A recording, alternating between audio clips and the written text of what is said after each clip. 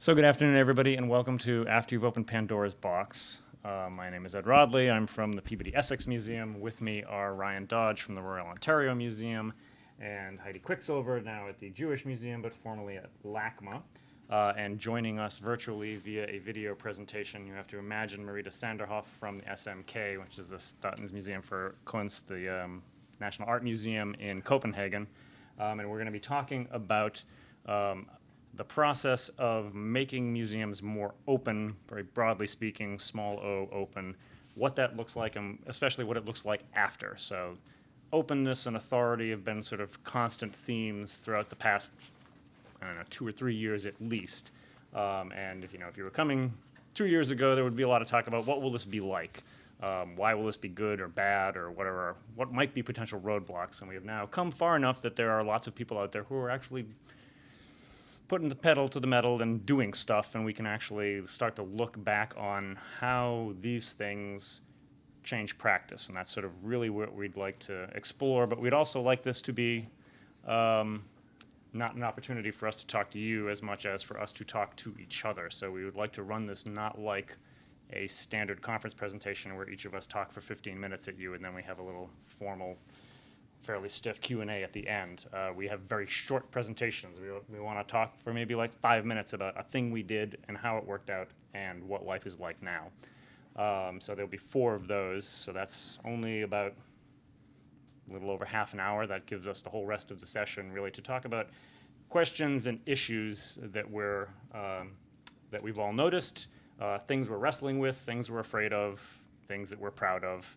And what I'd like, hopefully, to come out of this with at the end is everybody has a fairly, a bigger arsenal of things that you can use back at your own places for the next thing that you're going to do, because obviously, if you're not going to do a next thing, then why are we even here? So this should all be about, like, okay, what are you going to do next year? So, without further ado, I would like to turn it over to Ryan Dodge from ROM, and he's going to talk about Wikipedia. Totally didn't flip your slides for you, Ed. Sorry about that. What? Your intro slides, I dropped the ball on that. Oh, Oops. no, that's okay. All right, guys. Go and do your thing. So yeah, I'm from the Royal Ontario Museum in Toronto. I'm the social media coordinator there. So any tweets, any posts on Facebook usually come from me. Wikipedia is not really under my responsibility, but it sort of is. I've kind of become the person leading our experimentation with Wikipedia over the last year. So I'm going to talk quickly about that and what's happening at the ROM. So basically, Wikipedia, the project that we've done, is our first foray into open projects. Before the museum could be described as many, I'm sure, other museums, elitist, siloed, stuffy, dusty, all those words that people use to talk about a traditional museum. That's what we were like. Very in charge of our data, very protective of it, all that kind of stuff. And really in about 2010, when our new director and CEO, Janet Carding, came on board, she really initiated the conversation about becoming more open. So for us, changing the staff culture really starts at the top and filters down. You do need people bottom up that are experimenting and running with these projects, but really to get a project going, you need buy-in from senior people. We've also revamped our strategic plan, which include these values on the right hand side here. So everything we do at the museum are based in these 7 values going forward. In when was it, 2012, last year, August, we started an e-volunteering program. Now this was modeled almost exactly on the IMA's, the Indianapolis Museum of Art's e-volunteering program. I actually had a great chat with Richard McCoy, who was leading that back then, and he convinced me to do it.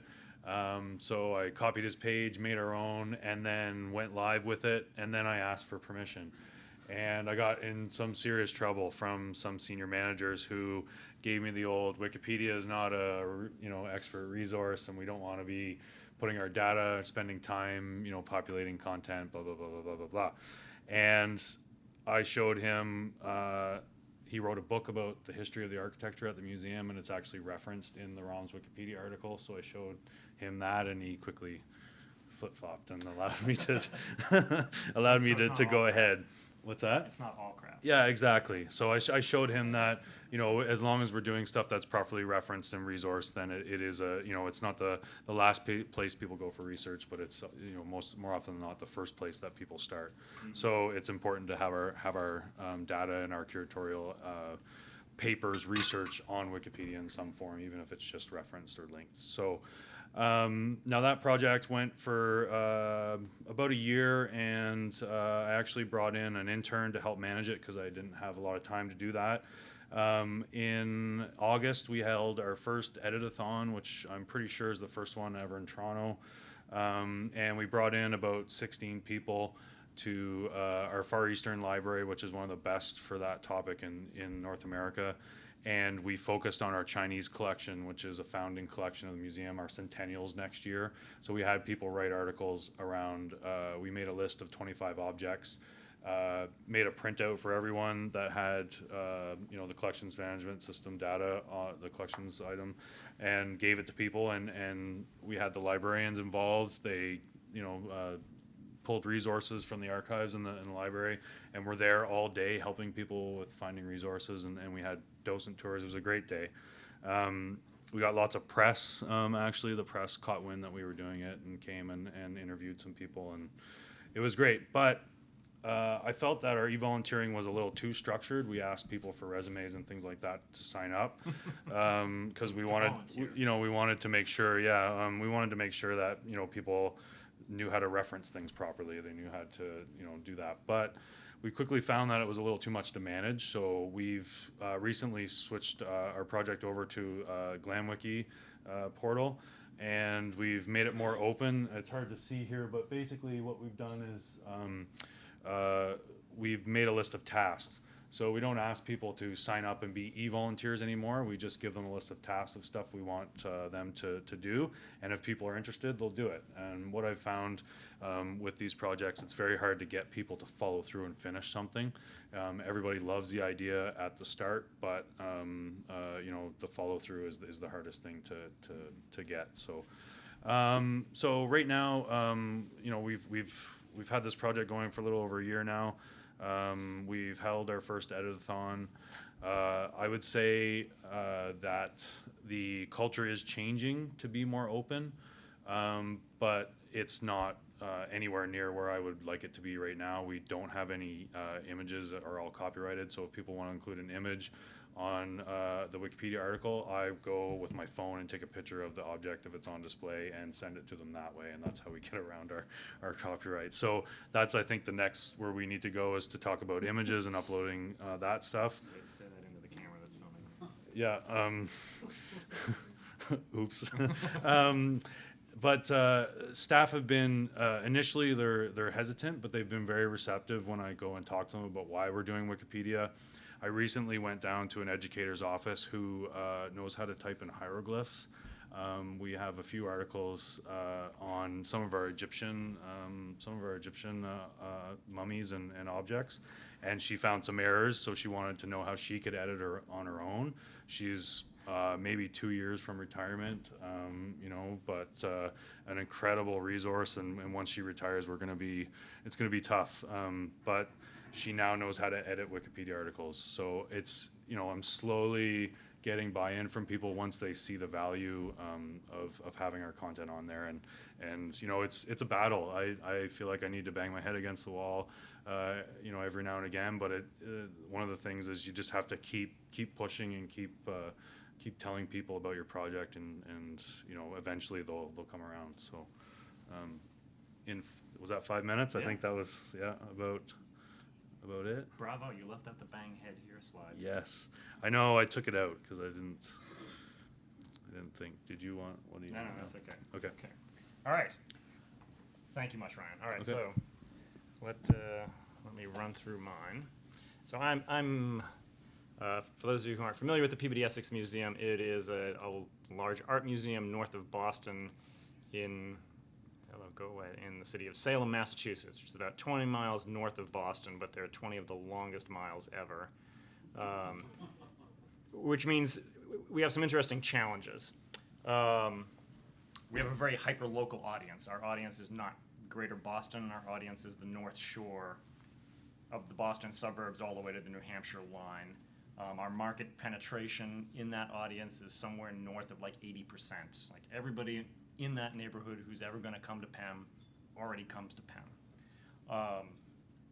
Regardless of that, we're embarked on a gigantic expansion project that will make PEM like the 12th largest art museum in the country by the time we're done in terms of square footage. And it's being done with the explicit mandate from the director that we're not projecting that our attendance is going to go up much, if at all.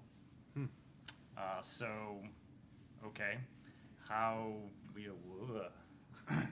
It's kind of hard to wrap your brain around because so much of museum expansion projects all revolve around increasing attendance. You know, so many places are so focused on getting more bodies through the door. PEM does not operate that way, largely because of the director. So his mandate to the staff is that all of that increase in audience engagement is going to happen with online audiences and physically remote audiences, which, you know, that's part of the reason why I took the job there. It's kind of daunting to actually try to figure out how to make that happen. So we have a directorial mandate, right? Thou shalt go find digital audiences and engage with them in new and interesting ways. Stop that. How do you engage with an audience you're never going to see? Well, one easy way to do that, obviously, is to focus on audiences that are already out there that everybody knows about. So this is going to be another talk partially about Wikipedia because it is a known entity at this point. One of the first things we did was we looked around and looked at what we consider to be problems. Our Wikipedia entry is terrible. How many of you have ever looked at the Wikipedia entries for your institution? Are they great? Yes. You don't count. Are they good? Yeah. Okay. So ours is terrible. Not even good. We had the message on the top that said this article is too promotional because someone went in and put a right. info about upcoming exhibits and things like that. So it took us a while to get that off. Right. So that was one of the first things that I was charged with when I got there was like, why is this terrible? And what are you going to do about it? We have a photo policy that's last time I got one, which was a couple of weeks ago, is 4 pages long and changes 3 times a year, which is just the list on the floor plans of where you can take pictures and where you can't take pictures, sometimes broken down to the level of granularity of artwork by artwork. Like the paintings on this wall, it's okay to photograph. Don't photograph that thing. You can photograph the phone, you can photograph her, but don't photograph him, which our guards are supposed to memorize. And then, of course, forget 3 months later when the shows rotate and a new show comes in. So we have some of these crazy-ass restrictive policies that nobody likes, nobody's a fan of. Even the most dyed-in-the-wool traditionalists in terms of, you know, retaining intellectual property will admit that, okay, yeah, our photo policies are kind of an issue. What are you going to do about them, though? We also had the problem of until recently, our social media presence had the feel of something that was driven largely by PR because it was driven largely by PR. And the director and pretty much everyone in the marketing department was like, we don't want it to be this way. We want to use this as an audience engagement tool, but... And then, of course, last but not least, something that happens all the time at MCN, people talk about the terrible state of their digital asset management. The quality of the digital data we have on our collection of 1.8 million objects is pretty spotty. PEM dates back to about 1799, so there are objects in there that are so old and have been in the collection so many times that nobody's alive whose grandfather was alive when these things were collected in the first place, so there is the possibility that there may be no object information left about these objects. Or it's in the card catalog in the basement. We still have the almighty collections card catalog where you go and you flip through the things to find out the information on some objects. As well as, we have born digital content that exists in a digital asset management system. We've got our CMS that we hate and we've gotten rid of, and we're getting a new CMS like everybody else all the time. So, in general, our workflow is not there. So all of these things, people say like, we can't be more open. We have all of these issues getting in the way of doing anything. So one of the things we've tried to do is to actually look at all of these things, these interconnected issues, as one big pile of things, sure, but we're going to take it one step at a time and just try to knock off specific problems rather than trying to solve everything, which is often, I think, a problem that museums get into. We want to find the solution to all of our problems. We don't want to do anything until we can do it once and be done with it, and it's correct, and that's just not really the way the world works often. So we have been trying to take as many small steps as possible on as many fronts as possible. And I think we're seeing better results because nobody ever gets there all in one go, right? Who has an open museum? Small O, big O, any kind of O, right? How many people have institutions that are slightly more open than they were, say, 5 years ago, right? How many hope that their institutions will be more open 5 years from now, right? Will any of them be like completely transparent, open? Okay, so one of the things we've tried to do is reframe all of these problems. It sounds kind of silly. There are opportunities. But taking a bunch of things that individually were lots of different people's problems and saying these are all facets of a big issue, and that issue is openness. Being able to collect them all together and say, like, what you're doing, and what I'm doing, and the problems that we're all individually trying to solve within our silos and our cross-departmental working groups are all part of something bigger, I found makes life easier for everybody if you feel like you're not just, I am the photo guy worrying about the photo stuff and nobody cares about the photo guy. And I'm talking to people about Wikipedia and nobody wants to hear it. But together, when you have these four things that are all going, that are all conceived as, here's part of our effort to deliver on the director's mandate to be more open, all of those things become slightly easier to resolve. Moving from we can't do that because to we should do this because is a great way to start. And even when it's completely aligned with the mission and the goals, and everybody all the way up the chain of command says, yes, this is something we should do, it's still hard. When I first started, naively, I thought, oh, well, the director's on board, the CMO's on board, my boss is on board, all of the curators, as far as I know, are on board. This is going to be easy peasy. And let's see, I think it's been like almost 6 months that I've been waiting to have that first meeting with the executive leadership to really talk about what we would like our first edit-a-thon to look like. Not through any ill will or malice of anybody there, but everybody's busy. And these things just take longer than you wish they would. And being okay with that, it's always going to be hard. And being able to tell people that, like, this is going to be hard. It's not going to be exactly what you want it to be. It's going to be smaller than you want, and it's going to take a lot longer.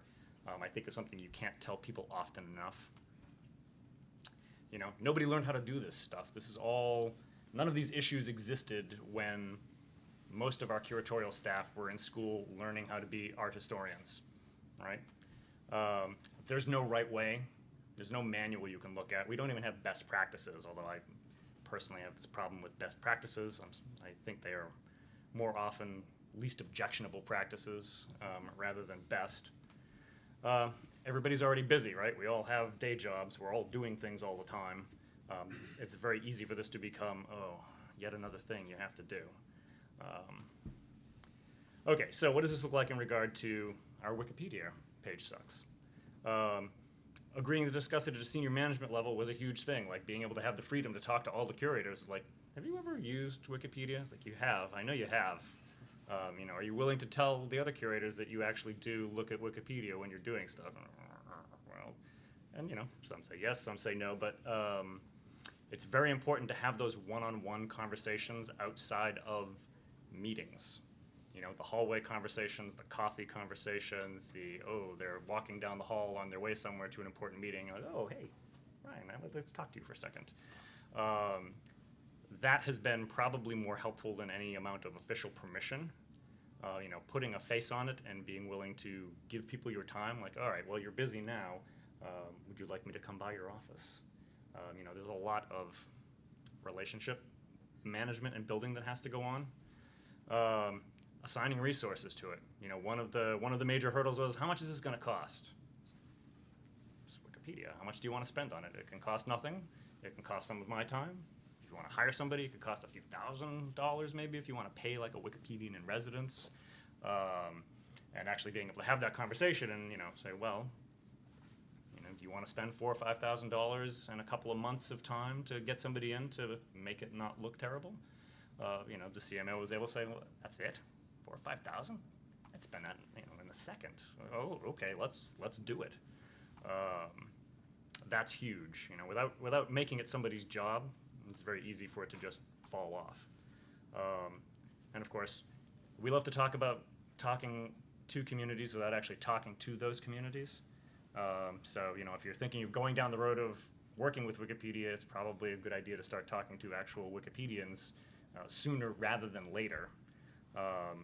In terms of gauging interest, to get to Ryan's point, you're relying on people's interest. They're giving up their time for you because they are interested in disseminating knowledge.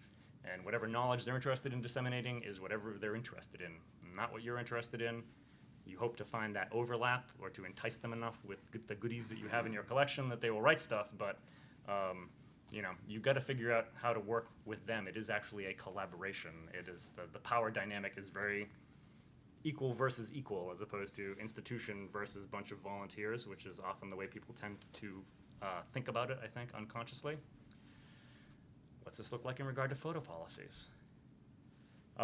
We have been going out of our way to try to find opportunities to encourage people to take and share photos of PEM. This is very hard when you have a photo policy that is so schizophrenic. And there are a lot of things we can't do. Like we know we have lots of pieces that are on loan, they're from living artists, we have artist agreements. We're never going to be able to probably get everything in the museum freely accessible for people to look at. So how do you structure activities that focus on the stuff that you can share and try to not hide the stuff that you can't share, but not make it as visible. Simple things like agreeing to stop watermarking the images we produce. Sorry. No. That was one of the first battles I had was, that's not a battle, that's not the right way to frame it, but I was like, really? We're still watermarking stuff? We still do that too, yeah. We took this picture, we own this picture, we can do whatever we want with it. Do we need to put a watermark on it? I was like, well, but people are going to use it. I was like, yes. That's why we took the picture, because we want people to use it.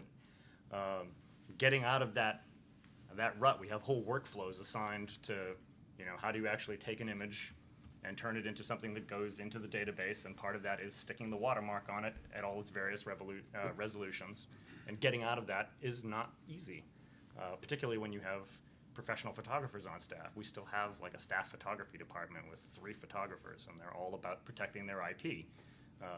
Even though they work for the museum, they're not their own images. They are things that they feel very proprietary about. They're their children. So getting them to stop doing that will be a continuing conversation. The most exciting thing, though, is actually having the conversation at the senior management level of changing our contract language when it comes to temporary exhibitions. We are a huge, huge consumer of temporary exhibitions from all over. We're about to embark on a major expansion project where we're going to be knocking down parts of the building, so we're taking on even more temporary exhibitions than we would normally do. And usually all of these things come with incredibly restrictive photo policies that run to pages and pages and tell you all the ways that you can't use any of the stuff in there. And we have actually, the conversations have happened at the level of the chief curator and the head of interpretation and the chief marketing officer and the director about, from now on we need to insert language in our contracts that say, we're not going to tell people not to take pictures. We are very clearly trying to get to the point where we can even say to potential people who are creating shows, we're not going to take your show because we don't like your photo policy and we don't want to spend time enforcing it. Will we actually get there? The next time, whatever, the next Calder show or the next Monet show comes along, who knows? But that is the aspiration. And having those kinds of discussions, getting the people who are who live and breathe this stuff is also hugely important. And there are people who generally get left out of these conversations. the accounting people, the chief operating officers, the people who do all of the paperwork that makes the place run. All right, in regards to social media, taking social media out of PR and actually making it a thing that had other people involved in it was one of the, I think, one of our signal victories. The director has lots of mantras, one of which is everybody has to blog. All of you out there, you should all go blog now, including especially the curators. You know, he's very clear on using some of these platforms as ways to surface the people who work in the institution. It's not about pushing the message of who we are. It's about making it clear that we are a bunch of people who all work there and we're all interesting for our own reasons. And having an advisory group broad enough to actually look at that and say, it's a little too marketing. Maybe you want to back off on that. Which I've actually had the pleasure of sitting in these meetings and having the chief marketing officer say, like, you know, not everything we do has to be PR. Okay, when? Launching blogs. Why not? How many blogs do you guys have going at the moment? I couldn't even put a number on it. Yeah, so we have one, we've got two, we're probably going to be 4 within the next year or so. We're looking at using them on, even on a project by project basis of, you know, here's the process that goes into making the thing. Across all our social media platforms, people most seem to love the behind the scenes views. Like, you know, the conservator's trip to Japan in the back of the cargo jet. And, you know, what it looks like when you're clearing customs and you're in a bonded warehouse. Those things people eat up. Go figure. Our website's Drupal based, so all staff have a login, so you can blog whenever you want. Yes, that's one of the many reasons to love Jana Carding, is that kind of mindset. We spent a lot of time trying to make it easier for people to participate in our social media efforts. How do you push down the barrier to participation as much as possible? Offer professional development around these tools, right? One of the things we realized, being a fairly, not conservative, but being an art museum with a lot of people who are not necessarily technology files, the idea of, like, you know, please share this thing on your Facebook wall with your friends. They're just like, okay, I'm on Facebook because my niece sends me pictures, but sharing, you know, you can see their eyes glaze over the minute you start talking social media talk. And just in general, a lot of these tools, people don't want to use because they don't want to look dumb. You know, if you're a PhD who knows a ton of stuff about the thing you know a ton of stuff about, you don't want to look like a dope in front of the rest of your peers. So finding opportunities to give them really fast, focused professional development, like, we think Twitter's an important tool, so therefore we're going to actually show you how to open a Twitter account. We'll even open a Twitter account for you while you're sitting there and show you how to add Peabody Essex as one of the people that you follow on Twitter. Same for Facebook, same for Pinterest. We're running next month a session on writing for blogs. Like, what is the style and tone that works in that medium? Because, you know, it's just like writing exhibit labels. You wouldn't let people loose to do it on their own without some training. So same for all these social media platforms. We're hoping to get into cloud-based tools, which has nothing to do with openness when you would think about it. But, you know, we're an entirely Google Apps-based organization, and no one's ever gotten any training on what the hell is Google Drive.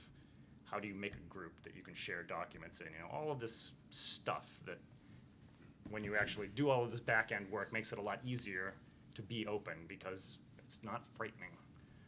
In regards to digital asset management, we actually hired a DAMS manager before we had a DAMS, which I thought was kind of weird at first, but it totally makes sense because she's able to say things like, we maybe don't need a DAMS. Our CMS may be good enough that we can just use that rather than buying another hugely expensive product.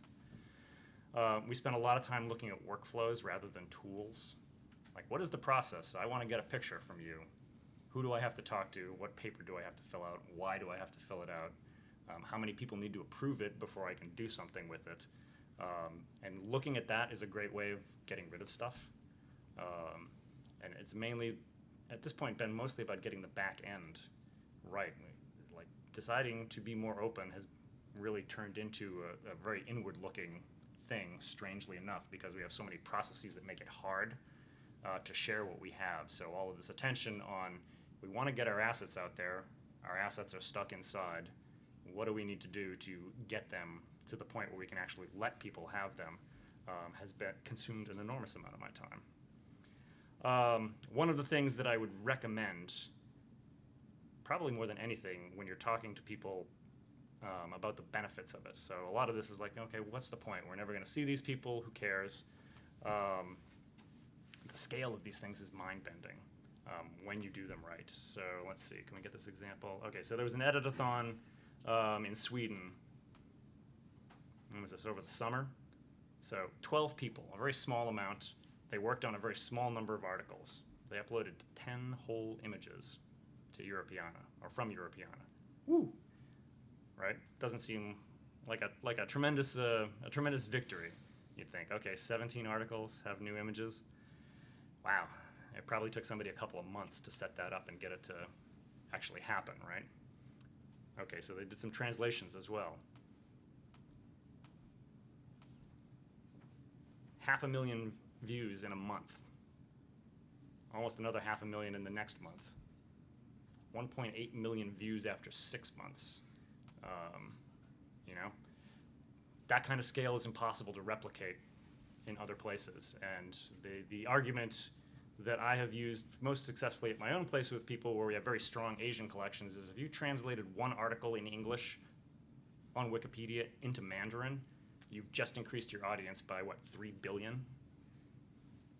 Even if, 0.0001% of those people read that article, that's more than the yearly attendance of the entire museum. Might not be a bad idea. All right, I'm going way long, so I'm going to have to just buzz through this. So anyway, find ambassadors. When you're the one person, when you're the Cassandra who's always saying, be more open, it gets very easy to just sort of like, oh, there's Ed talking again. Still talking. Finding other people who are able to take their own viewpoint at it, like actually getting the photographers to talk about photo policy, getting the COO to chime in on, why changing our contracts is a good idea.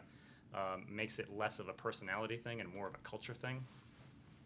And sort of what goes along with that is, when you can find the ways for the most people to benefit from it, they all get their little piece out of it. The dams manager gets a better workflow, the photographers get more exposure, the marketing people get more marketing exposure, the digital people get more stuff to play with that we don't have to ask for permission every single effing time we want.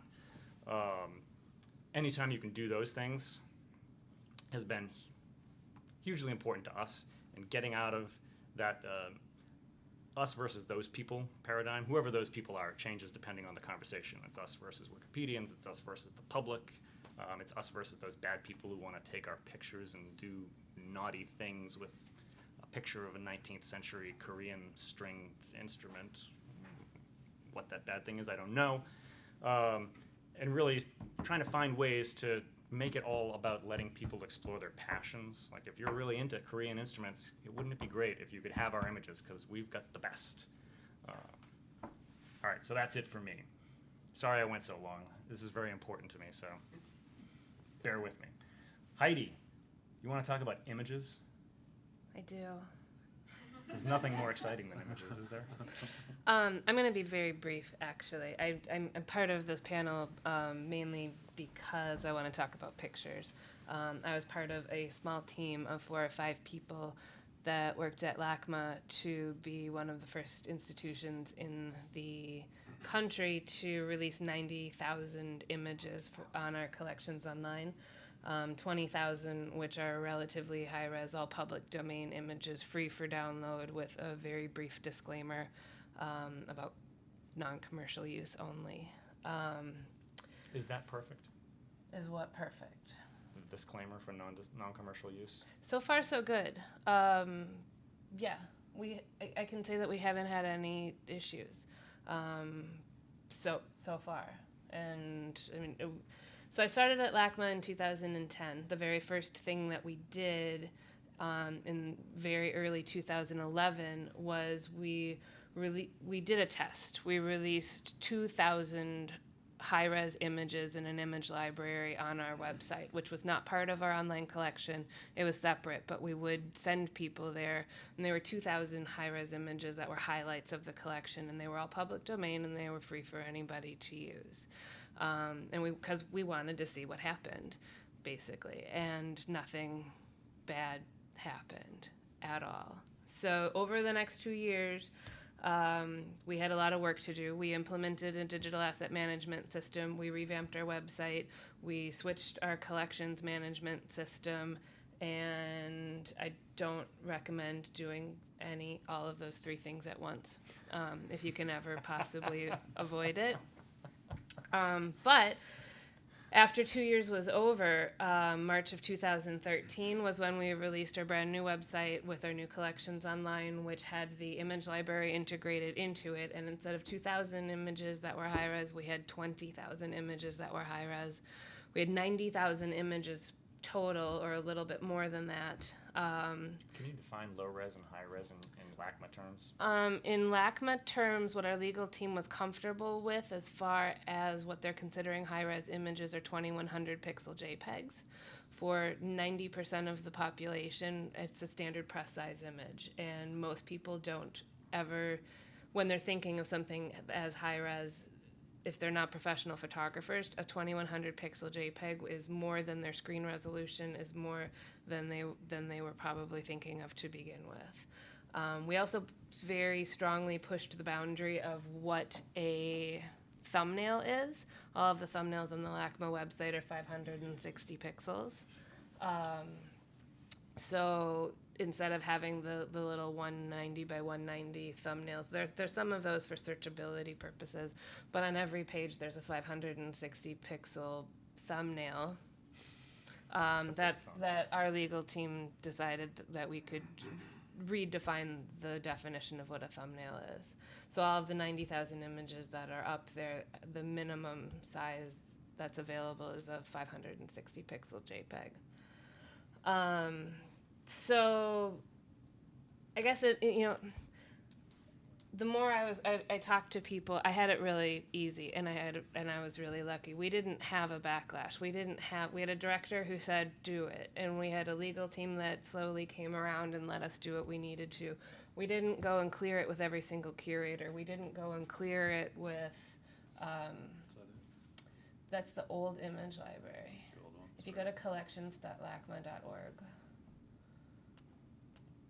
then you can see there's no www. It's just collections.lacma.org.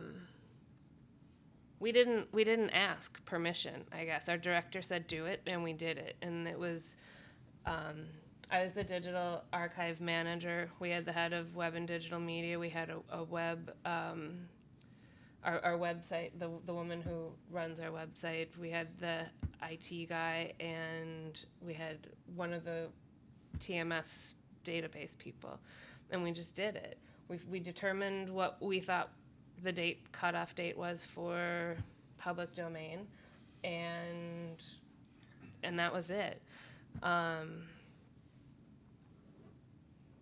As far as backlash, we had 2 artists call and tell us that their images were upside down, and we rotated them. We haven't to date had anybody address the issue that there's an image up there that they don't want there.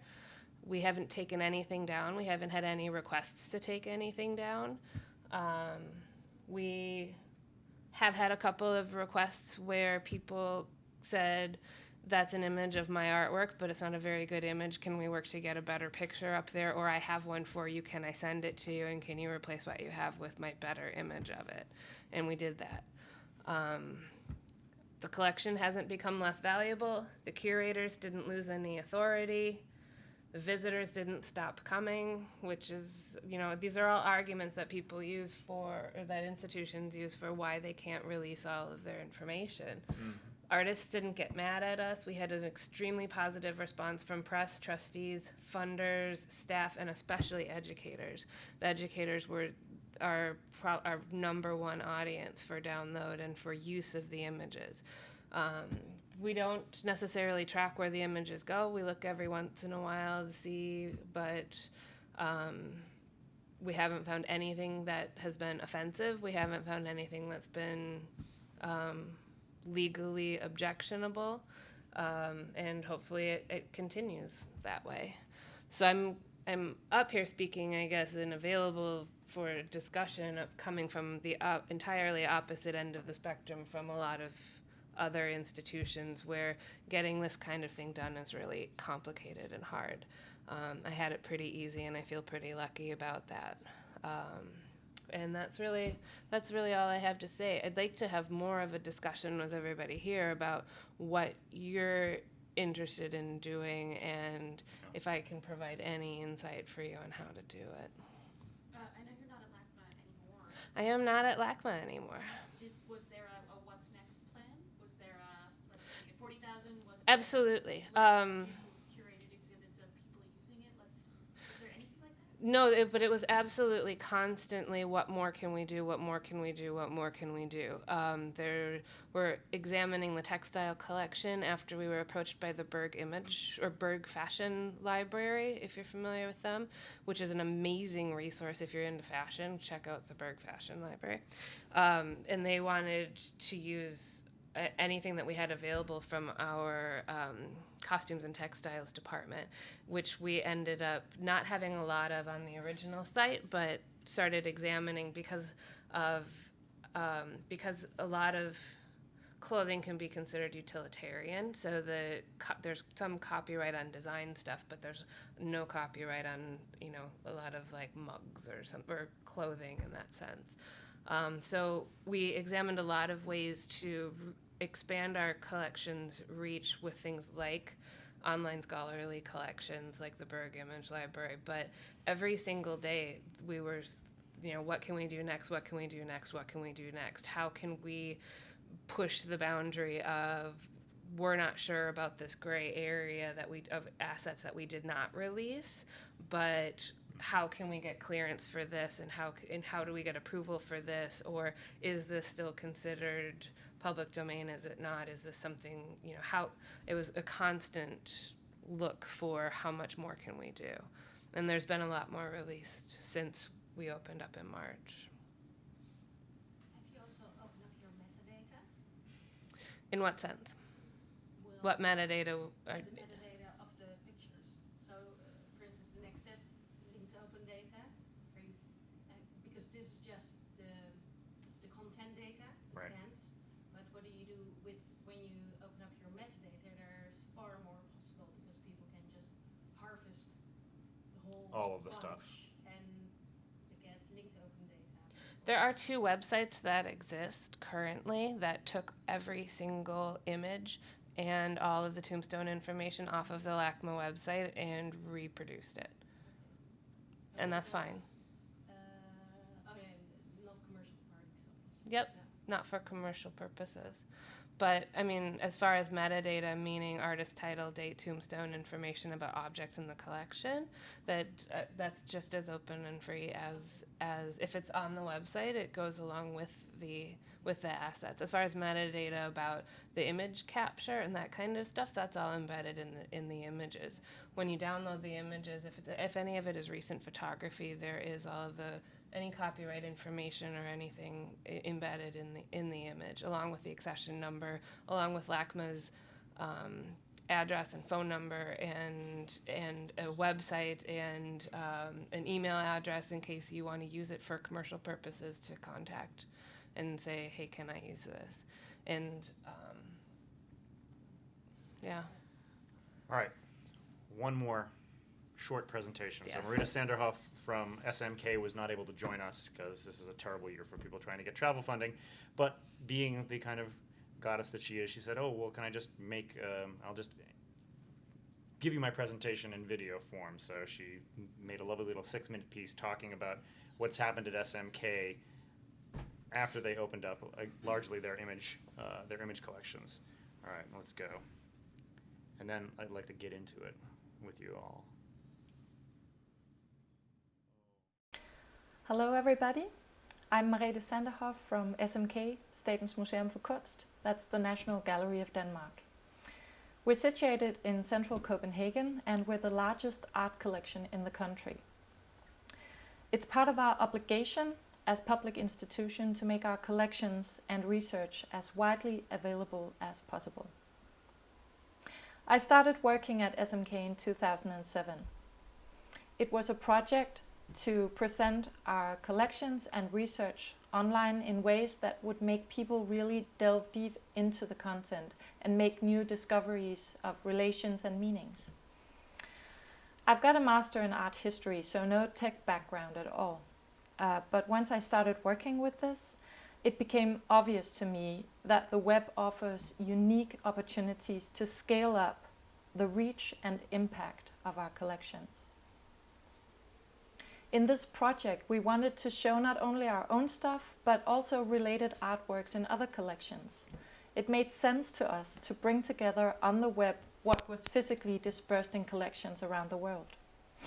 However, it was a real wake-up call when we discovered how extremely time-consuming and expensive this was going to be. Not because of the technology, that was perfectly suited for linking together vast amounts of content and making discovery easy for users. No, it was the restrictive image licensing that stood in the way, even on art that had been in the public domain for ages. We thought, this is stupid and outdated, and it doesn't have to be that way. So in 2009, we started a pilot project with 4 other Danish art museums to establish free image sharing of digital images. This kicked off a change process at SMK towards an open content policy. In 2011, we were asked to join the Google Art Project. Saying yes would entail that Google gained use rights over our high-res images. As a publicly funded museum, how could we defend giving those rights to a private company when we kept charging the general public to access the same images? So we decided to release our Google Art Project contribution for free download with a Creative Commons attribution license. One of the concerns was the classic fear that if we release our images, people will use them in improper ways. Europeana's statement about the public domain and how it's the obligation of cultural institutions to protect it was important for us. Also, discovering that most museums are actually losing more money than they earn on licensing their images was a decisive factor. Both our own research in the pilot project and that of people like Simon Tanner, Ken Hammer and Michael Edson helped prove that point. The decision to use the CC BY license was a huge victory internally. Initially, the management was leaning towards non-commercial, non-derivative because of the perceived fear of improper use outside our control. But we all wanted to reap the benefits of our images appearing in Wikipedia articles, like we've seen with the Rijksmuseum in Amsterdam. And Wikipedia doesn't accept non-commercial restrictions. We know that Creative Commons licenses shouldn't be applied to public domain artworks, but it's as far as we could get for now, and it's a start. So far, SMK has just released the 160 images from the Google Art Project, but the impact is great. The images have been downloaded almost 10,000 times, and they're used in new contexts such as Wikipedia, social media, public schools, creative projects and commercial products. One example of reuse that I'm really excited about is that a group of young art pilots from SMK have collaborated with the people living by a construction site for the metro in Copenhagen to co-create a 70-meter long art remix of our open images to embellish the fence around the construction site. The remix has gotten lots of positive attention in the media and the public, and it has just been voted Best Metro Fence of the Year. The efforts to open up our collections has spurred a more collaborative spirit in the Danish museum community. We want to send users onto each other and to share knowledge and platforms. The pilot initiatives are paving the way for a general policy change to open licensing and free access to high-quality content in the public domain. So our understanding of authority and control has really changed. How we as a museum should handle our digitized collections. They don't belong to us, they belong to the public. We're here to look after them and make them available and useful to the public. Use equals value. Yay, Marita. Use equals value. Use equals value. Yeah. All right, so that ends the formal portion. We have a couple of questions we're interested in asking you. If anyone has any questions they want to ask us first, feel free. Otherwise, I'll start peppering you all with questions. They're just the last three. All right, you're all looking tired. All right. It's late in the day. It's late in the day, and certainly conferences like this, wow, by the end of it you just feel like you've been soaked. So much content. But we have questions for you. So, how do you convince the trepidatious to release control of assets, whatever those assets are? We've talked a little bit about strategies that have worked for us, but we were very interested in having that conversation. I'm assuming you're here because you're thinking of having these conversations, you're having these conversations, or you've decided not to have these conversations, and we'd love to know what has been the result of them. Who's had the experience of trying to talk to somebody about being more open, who has been like, ooh, wow. Okay. And I really liked your point about kind of the mutual beneficialness, trying to make up a word now, of whatever that staff member is, so whether they're PR, curator, or that, it's like what is it that they would find value in their information and what they're passionate about being open. So it really is those hallway conversations of, what is that thing that you're interested in getting out there more and making it make sense for each individual person rather it being like a blanket thing that you're pushing at everybody. Right, the director says we have to do this, so we have to do this. Yes, I actually had a conversation with somebody that went something like this. I would not want to do anything with Wikipedia because I would never send any of my students there because everyone knows that it's not a valuable resource. I just go and I look at the references and then I go read those. And I was like, well, that's what you're supposed to do. I mean, if you're like 7 and you're reading about electromagnetism, then sure, read the article. But if you already have specialist knowledge, then by all means check the references. The site is designed that way. So at LACMA, as I said, we did not have specific discussions with the curators before we released images of all of their objects. We had a feeling that there would be a bit of pushback, which was kind of why we decided to just sort of do it and then apologize later. And we didn't even end up needing to apologize. Most of the curators would end up calling and saying, I didn't even know we had a picture of that object. I didn't know that existed. Where can I find that? And now the curators and a lot of the staff at LACMA are actually using the website because we launched the website before we launched the internal part of the digital asset management system. The digital asset management system feeds the images to the website, so all of the images live in Piction. But they're all downloadable from the website. So if anybody needs an image for something, whether it's the PR department or the marketing department or the curatorial department, they actually go to the website now and download it from there. Which is actually very handy. It frees up a lot of resources for people searching for images throughout the entire institution. How do you deal with a licensing department who would probably feel that as a loss of control or loss of... We have a very strong rights and reproductions department with 4 people in it who are constantly working every moment of every day. We could have a rights and reproductions department with 20 people in it, and we probably wouldn't have enough. Adding as much rights information as they possibly can into TMS, which controls all of the copyright and all of the rights and reproductions availability information which shows up on the website as well with every single image. it has actually freed up a lot of their time as well, because now they're not fielding all the phone calls from everybody saying, the one-offs of where, can I use this image, can I use this image, can I use this image. The more information that we can get out there automatically, and the more we can make available on the website, the less time they have to spend on those types of resources. They can focus more on getting, rights and clearance for catalogs and exhibitions and lender rights and artist rights, and contacting the people that they need to get blanket rights for all of the objects for whatever we want to use them for. And I think that's a great point. If you have anything in your collection that people should just be able to download, making them email somebody on staff to find out, can I have this? Yes. I guess we are Okay, more here it is.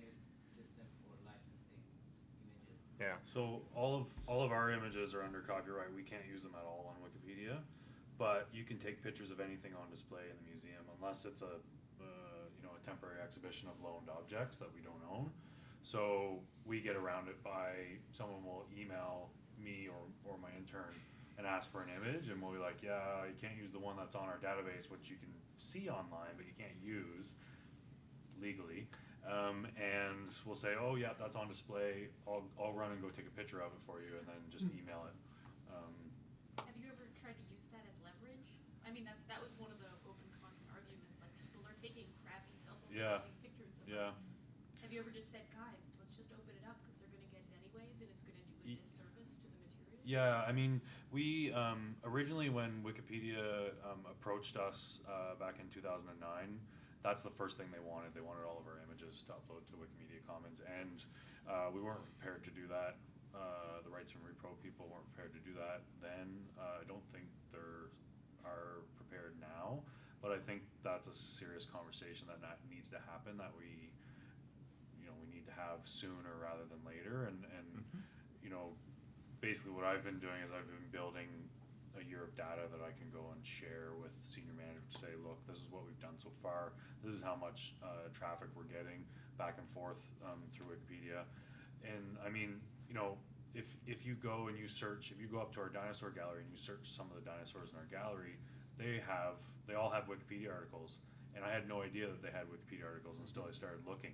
Someone just went in and did them all before we even started collaborating with Wikipedia. So you're right that people are doing it whether you like it or not. So, at what point do you just kind of join them, or, Right. I think the best answer I've heard thus far was Taco Tibbets from the Rijksmuseum saying, okay, sure, people might have a picture of Vermeer on their toilet paper, but since we are the Rijksmuseum and we have all of the best Vermeers and the best images of the Vermeers, if somebody's going to put a Vermeer on toilet paper, we want them to have the highest resolution Vermeer possible, so that it doesn't look like crap.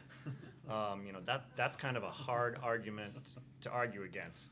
On the other side, I know lots of institutions where the rights and reproductions workflow actually has people's salaries tied to the money that comes in from rights and reproduction. So when you start talking about, we're gonna give it all away, it's more often than not, you're likely to be saying, we're gonna get rid of the funding for your job. Yeah, it does get personal. It's sure. very easy. It's very hard to have kind of an abstract conversation with people when you're talking about putting them out of work, and being conscious of the real stakes that are involved in this being more open. It will have impacts. It will have impacts you will not like. If you still decide to do it, you should do it knowing full well what's going to come. Is kind of important, and it's something I tend to think of museum people as being sort of conflict averse. So having those conversations can sometimes be even harder. It'd be easier to just keep going, like, yeah, You also might be totally surprised. You might be. If you never know what's going to happen. You don't have to assume the worst. You can assume the best. There's a lot of great things that happen when you open up your information to people, and there's a lot of incredible things that people are going to do with it. And all you can do is say, hey, that came from us, and it gives your institution more traction. It tells people that those objects came from you. It gets more people in your door. Lachman's visitor numbers have increasingly gone up every single year, and people see these things other places, and they know now that LACMA owns them. More awareness about yeah, it. because as soon as you search for something, if you have a picture of it or you're Google searching for it, LACMA's going to be one of the first websites that comes up, and you can know that the object lives there, and it doesn't replace a digital image does not replace an object. People still want to come and see the object. They're not assuming that just because they suddenly have access to a high resolution image that they can put on the screen of their iMac at home, that it in any way replaces the actual physical piece. And they're still going to want to visit it if they love it. Yeah, you can still argue that the museum visit is about experience, not about just the visuals. Exactly. Yeah. The visuals can help draw people to that. And they do. They do 100%. Yeah, and more and more you can find more case studies that people have started doing. There was a great one that the Mellon Foundation just released over the summer where they were looking at 11 different museums that have done large image dumps and their experiences of the ways they've done it, and they're all over the map in terms of how open they are, what kind of licensing they adopted. All for obvious particular institutional reasons. You fight the battles that you have in front of you, and you try to get as far as you can, and everybody does it a little bit differently, and that's okay. The thing is that somebody's out there trying, and the trend is towards making it more, and there is definitely a beneficial cycle involved. One of the things I thought that was interesting about your talk, Heidi, was the fact that the artists we collect, they're actually looking Of at course, our website they absolutely for their look. artworks, even after we've bought them and haven't talked to them maybe in years. Yeah. They're still, But they went to check, Yeah. and we had 2 of them that were upside down. And for whatever that's just a database update cleanup kind of thing, which is constantly and ongoing as well. Right, but you multiply that by like 10,000 niche audiences Mm-hmm. who are all looking at whatever you put out there all the time, whether you know it or not, and whether you're able to know what they're looking. And if something's wrong, they're gonna tell you. And then all that gives you is the opportunity to fix it, so that you know that at your institution that what you have available and the information that you're sending out is correct. All right. Yeah, that same argument that other people are going to be doing it anyway is something that I'm trying to start to use to get us officially onto more and more open platforms. We allow all kinds of copying for most objects for research use, personal use. Mhm. And so on record pages we have a statement that we ask people to associate with a thing, Mhm. and hopefully they do that. Like a credit line. Yeah, Yeah. but obviously there are a lot of services and a lot of websites and stuff where it's easier just to re-upload an image rather than connect back to the original thing. Mhm. So if we start doing things like adding sharing buttons for Tumblr or Pinterest or something, Mhm. then we can ensure that it's got a link back to the source. 100%. People are still able to do pretty much what they want with it. We've already set the bounds of okay, this much of this kind of openness.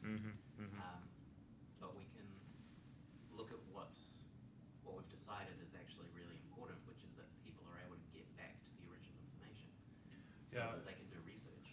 Absolutely. That's your argument right there. Like that's what I've taken the position that it's, not everyone has a login to Taylor and Francis or JSTOR or you know what I mean. So a lot of the work that your curatorial staff do is in those places, but not everyone can access it. So if you're going to write an article about a dinosaur and you happen to have the expert in the world in your museum and he's published 10 papers on that dinosaur, why not create a Wikipedia article and link to those references and then maybe find something on the website that comes back to your website. It's all about creating that awareness and finding, if you show the people the benefit that doing these things will have for spreading their knowledge or their work, they'll say yes in a heartbeat. But if you go with the director says so or that sort of thing, you'll Directors say lots of things. yeah. But yeah, I found that in social media in general, if you show them the benefit, the reach, what what they're gonna get from it, then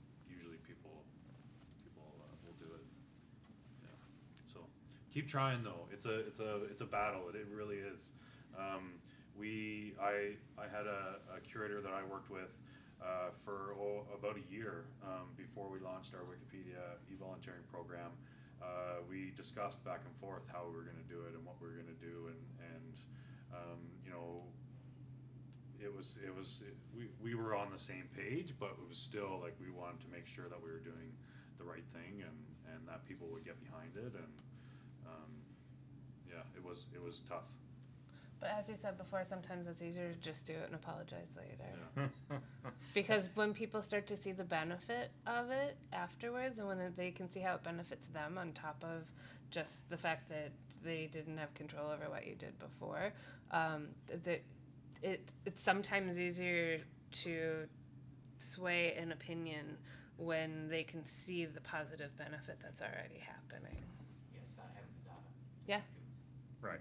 There's, I can't remember who popularized the phrase, but there's the notion of lazy consensus.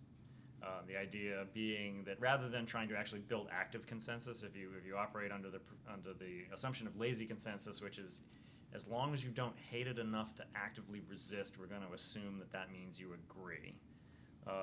It's a good way of not getting bogged down in those meetings you have before you start the project, of like worrying about what are the things that are going to stop you from finishing the project. If you can frame it that way as much as possible to really focus on what you know is going to be the problem and not worry about, all right, among the potential universe of problems, we might have this problem, that problem, this problem, that problem. It makes it a little less gut-wrenching to start doing things. So Ryan, you sort of started getting into one of the other questions we favorited amongst ourselves while we were talking about coming up with the session, which is, this seems to be one of those themes of the conference, for me at least, in terms of what's happened today. How do you reconcile this idea of openness and participation and letting your users actually have access to your stuff with this very strongly held view, particularly of art museums, as they are temples of culture. And this notion that, anything that is perceived as diluting the authority of the institution is bad and must be ruthlessly stomped out whenever it pops up. I keep getting a picture of the digital humanities unicorn in my head when you're talking about this. The avenging unicorn. Yeah. I mean, it's tough because, people are going to do it anyway, so... and the example of our dinosaurs, they all have Wikipedia articles, is a great example. People have already done it, and we didn't know about it. So, everyone is always, whenever I talk to people, they're like, well, who vets this stuff before it goes live? Who, who makes Who do I complain to? Yeah, and it's like, well, the community does. The Wikipedians will edit if they find errors, and there's bots and all this kind of stuff. But I think it's, like I said before, you just have to show people the benefits to putting their information on these open platforms. And really, if your museum is about the diffusion of knowledge, which, I would say most museums are all about that, it makes perfect sense, in my opinion, to be on these platforms. Yeah, but you're one of those people who's drank the Kool-Aid. I'm a little the more, rest of you all. Yeah, how many of you wrestle with these kinds of issues about authority and the, I always find that people start talking about open authorities, this like moral compass thing where you're sort of the curator is now a hand holder and a tour guide for people who have too much information and no way to put it into context. I never hear anybody suggest simply that our interfaces are still authority. Like we do curation just in our website, user experience design. Yep. We do collections level stuff. We make it obvious where the connections are just in our interface, let alone being a human counterpart to it. And people don't seem to acknowledge that really openly. So I don't know if that's like an obvious thing or nobody's talking about it. There's a whole other conversation. What counts as curation and what doesn't? Particularly nowadays, where curation, of all of the possible terms of museum practice, to wind up going mainstream. Yeah, that's a good one, though. What kind of people are you talking about? What kind of people are not discussing that? There's a lady who's actually using the phrase open authority, who's here now. Is that you, Lori? Hi, I read your blog like a and was like, oh, right. So you're talking about the morality stuff and sort of saying that, you know, curators can find a new job just dealing and sorting out all the information that we're providing to people. Right. Yeah, I wanted to see another sort of technical side to it, just talking about like literal perception and intuition of people who interface with it in a digital landscape, I guess. Mm-hmm. One of the conversations that's been going on at our place for a while, the national institutions, the National Library, has been sort of sorting out, okay, what authority is legitimate authority here, which is the stuff that we really ought to be holding fast on, and which stuff can we actually let go. And, you know, with our legislative role being a particular thing and us having particular responsibilities written into the law, we go, right, So you are the go man. back to those things. What does that actually mean? And the kind of guardianship layer that's written in there is now, I think, being interpreted more in terms of, you know, looking after something means that the people here and now actually do get to use it. And Just because an institution owns an object does not mean that they have the right to control the conversation around the object. that's definitely my take.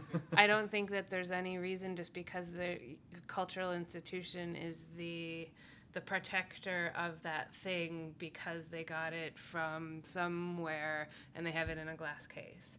But just because, and they own it, if they own it, they probably have done some research. They've probably tried to figure out where it's from. They might be right, they might be wrong. I know that there's a lot of art historian academics that argue with curators all the time about whether their dates are right, whether their information is right, whether what the information that they're putting out about an object is right. And there's a lot of discord often between art historical academics and curators, etc. So there may already be a million different conversations about an object that lives in an institution somewhere. But I'm a very firm believer that just because an institution owns an object does not indicate that they are necessarily the authority on that object or need to control the conversation around it. Heidi's been waiting to say this Sorry. for months. So I this is really good mean that that. I mean it. I mean it. I think what I'm seeing in our institutionalism is scaling back from just like blanket authority over all the objects to what are the actual promises that we've made legislatively, but also in the donor agreements that we've signed across decades and decades. Yeah. And we've got another layer in New Zealand about okay, who has the right to speak about and for with Māori collections. Right. We've actually got a massive amount of Māori-related material, but to sort it out, we've got to have people inside and outside the institution from particular tribes who, you know, it's part of their whakapapa, it's their own history, it's their own stories. Absolutely. Yeah. Speak up, Andrew. I can't hear you. Rules here for national rules. There are things we simply don't publish Uh-huh. for those reasons. So nobody, that's the only way to control that message is to not put the content anywhere where they don't even know that we own these artifacts. Yeah. Is that right? No, but that is the way that the tribes have spoken, and we will accommodate that. My thing is not less that we have the right to say or control the message. We have no ability to control the message. Yep. I mean, there is no, whether you have the best message or the correct message, there's no way to stop people from talking about it Right. one way or the other without, in fact, completely shutting it off and hiding it from the world, which, again, culturally was a cultural choice made by the, Yep. those tribes, and we respect it. And it's very clear on our back-end database that these things will not ever be reproduced. We're not even allowed to photograph them, so. Mm-hmm. But there's a level of, so one of the things I think is interesting about all of these conversations is that one thing that's not terribly obvious is the amount of looking at our collections that this makes us do at a level of granularity that historically we have not done. In order to do, your image drop, you had to go through everything and say, like, okay, what are the low-hanging fruit, right? What are the ones we know we have the clearest rights to?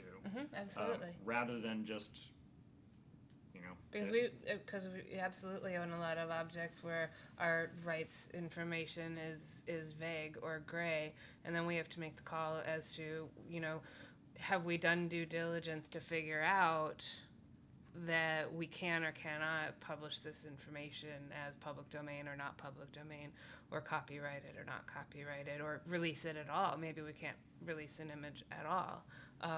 But it is definitely gets down to the granularity of it, and when you can, I mean, as far as the LACMA legal team said, you know, if we can prove that we've done due diligence to get this information, then go for it.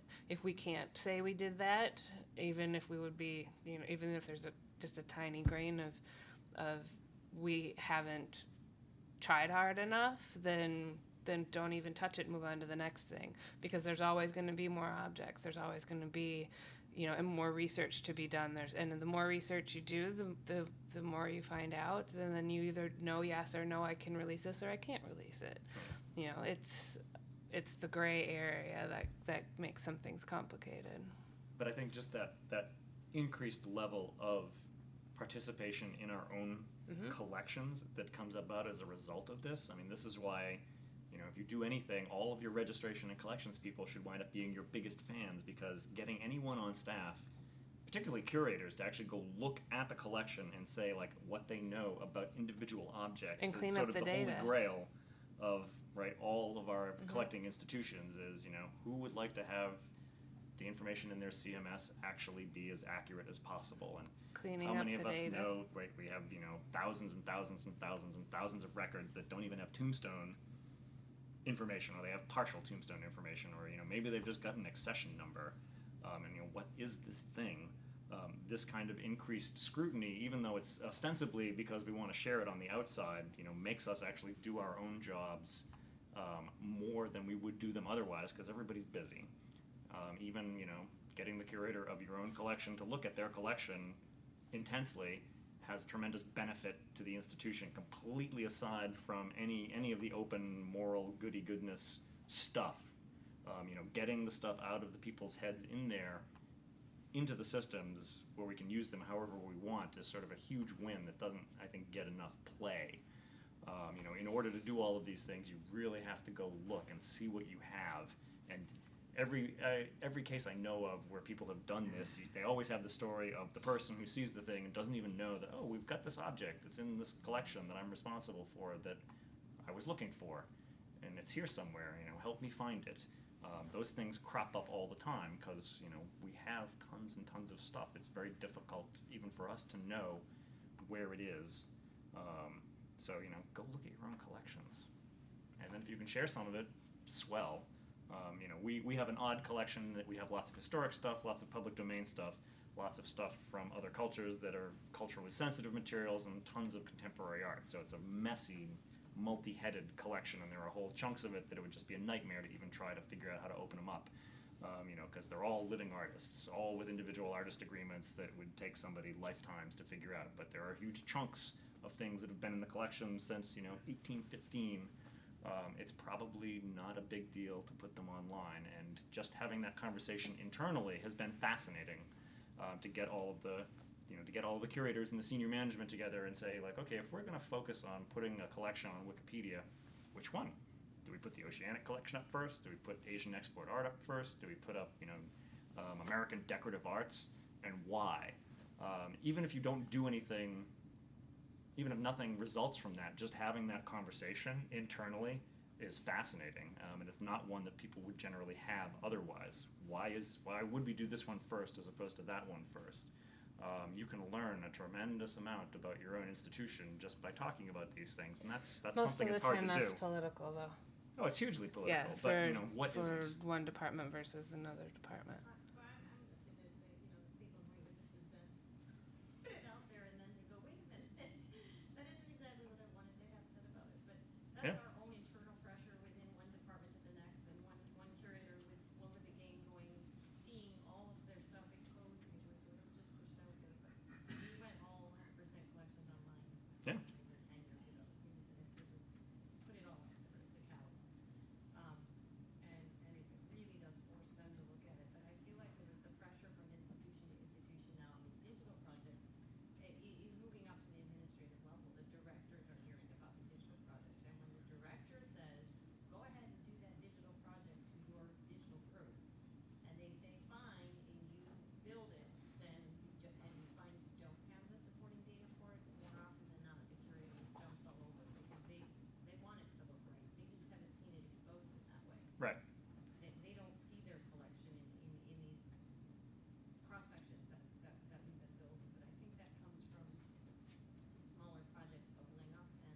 Totally. The higher administrators getting rid of it and seeing. But it also lights a fire for them to clean up their data. Right, but then they won't, my experience is the curators would not. They're not gonna get a fire lit under them by anybody besides the administrators. So it comes out, it has to come from the top down.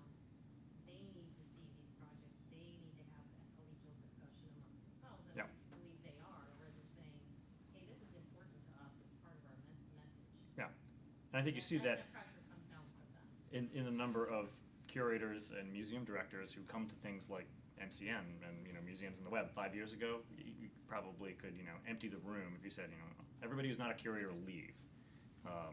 Last year at MCN we had like a half dozen museum directors. Thomas Campbell from the Met was at Museums on the Web last year for the whole thing. We have reached that inflection point where this is starting to not be like, oh, those tech people doing their kooky tech things, to being things that are just sort of matters of central import to the institution, and it's kind of fascinating to watch that transformation.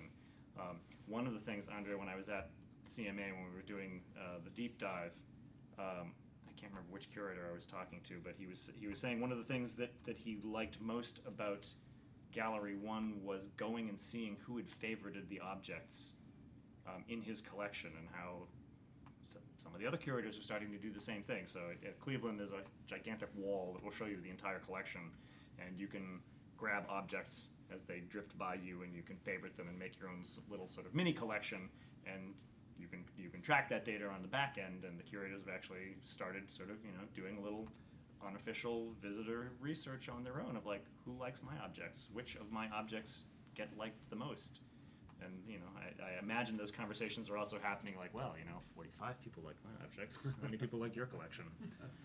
And getting those kinds of things to happen and being able to have the data to do that, I think, is fascinating. And things like Wikipedia are great for being able to generate evidence. How many people looked at this article in the last month? Well, only 47,000 people looked at your article. 500,000 looked at mine. And part of the reason why we're doing Wikipedia too is all the visitor studies we do, people always say, we want more stories from your collection, we want more information from your collection. We don't have an online collections management system. You cannot search our 6 million objects online anywhere. So I was trying to find a way that we could deliver that need for free, With no budget. with no resources. And I said, well, what about Wikipedia? Well, maybe we could do something there. And by getting people to focus on the objects on display and write articles about them, now they can search and find that article, usually in the top 3, because Wikipedia is usually in the top 3 of a search return, depending on what it is. But when you search Parasaurolophus, guess what comes up? It's our dinosaur and our Wikipedia article. So you could be standing right in front of that dinosaur, and you can read all of our, curatorial references. That article written by, I don't even know who wrote the article, but Yeah, it doesn't matter There's either. over 50 references, and half of them are ours. So there you go. And that's one thing. The European example I cited earlier. There is a lot of mileage to be gained out of not even looking at your own content, particularly in regards to Wikipedia, but enriching existing articles. Like, if there is a big long article on Oriental art, and everybody loves articles that have pictures in them, and which pictures those are, if you have things that pertain to a particular topic, then the reach of those things is much broader than just, here is our jade sculpture from the 8th century, and here's the information about it, and it ties back to our page. There are lots of different uses for that you might not think of at first. World War I is a great example. There are lots of celebrations happening now around events from 1914, 1918, and the number of people who have assets in their collections that pertain to that have a huge global audience, regardless of whether or not your museum is particularly interested in that event, is potentially huge if you can find ways to actually get the stuff out there where people can find it. You were going to say something, Laurie? Yeah, what Ryan had mentioned is actually exactly what we use to convince our curators to get our images in Wikipedia, because we don't have a collections management or online public one with the Children's Museum of Indianapolis, but we have a pretty much encyclopedic toy collection, being the largest children's museum. So now we're these type images in all of these articles all across Wikipedia. So teddy bear, that's our teddy bear. TV, we have the literal television article. One of our TVs is in it. Pie crimper is in the pie article. It could be anything, and that our name is now associated with all those images. I think our highest viewed image is a piece of Elton John costume, because we have a strange reason why we're associated with Elton John. And it's in the Elton John article, so it gets millions of views. So I mean, that in itself, I feel like showing Wikipedia numbers, even if it's another organization, I feel like they get that. Right. You can see that Wikipedia article, this image, this is what it will do. Right, and particularly with C-level managers, or if you have metrics like that you can just point them at and say like, Right. that's why, and they're like, oh, okay, yeah. End of story. In the choice of which collection you should open, because you said you get interesting conversations with the curators, shall we open this collection or that collection? You should. Well, first. We open this one or that one first.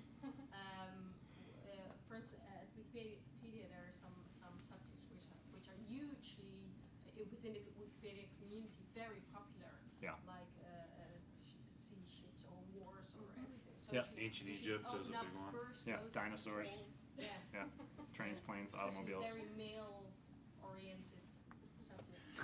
Well, that's true. We Yeah. have a Wikipedian in residence right now, so we're very much into the wiki community, and it's all about these lonely male people. So not much about design or fashion or things like that, but very male subjects. Well, and those you can also look at as opportunities. I mean, there are lots of areas that we are very actively collecting in that have sort of not terrible, but they are relatively under-described. And we have all of the stuff. When we get around to tackling the history of oceanic art and peoples and anthropology and Western interactions, there's a lot of room for improvement there, and we have all the secondary sources sitting in our library just waiting for somebody to come through and actually make some use of them.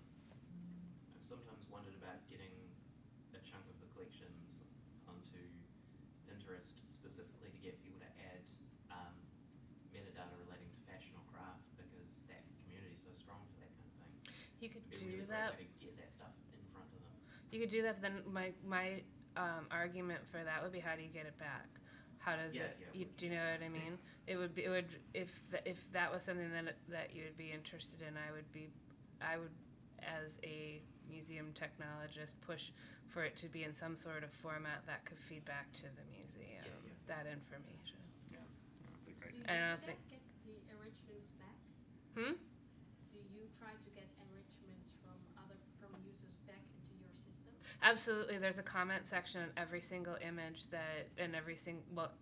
every single object record that is on the collection. So there might be some object records that have 5 images per object, but there is a comments section that is open to anybody who wants to write something for any of the objects on the collection website. Absolutely. And there's people who tell us just, huh? Do you publish them, What do you mean? the comments? Yeah, they live on the. There's no vetting or anything, just whatever anybody wants to say. There's a little vetting, but for the most part, there hasn't been. I mean, and it's vetting for foul language or offensive something. But for the most part, if someone makes a comment, it stays there and it lives there. It's not necessarily vetting for content as much as it is vetting for offensiveness.